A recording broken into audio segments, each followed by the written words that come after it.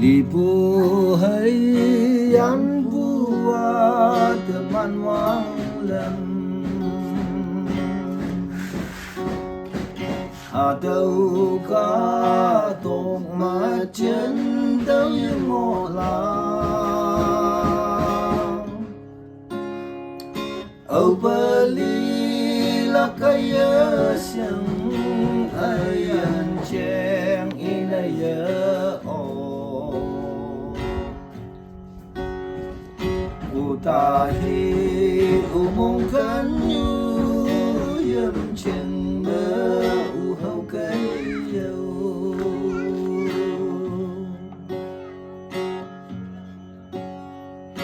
cả tông như mơ tao ơi dành trong quán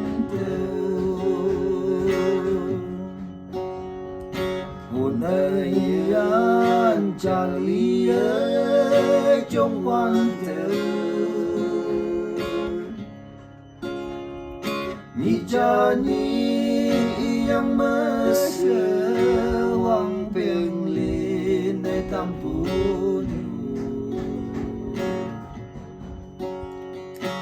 uta hi nang uta pi te mi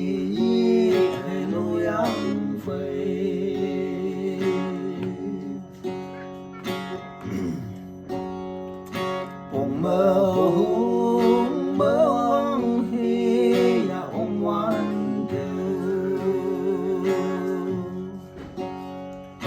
tập nhìn nhối chừng hoàng lên li bay nắng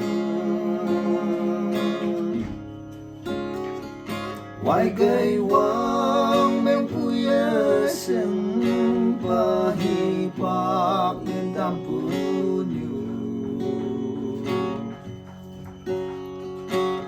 ta hi ni se lấy ơi vì cây se ni oxy phăng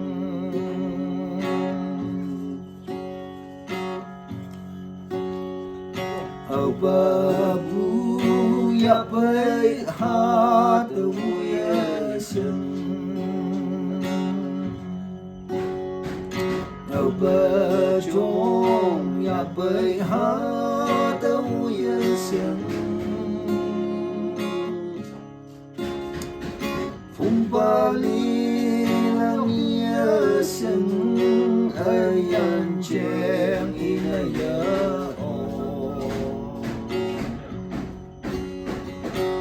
ta hi mong cánh như yếm chim mơ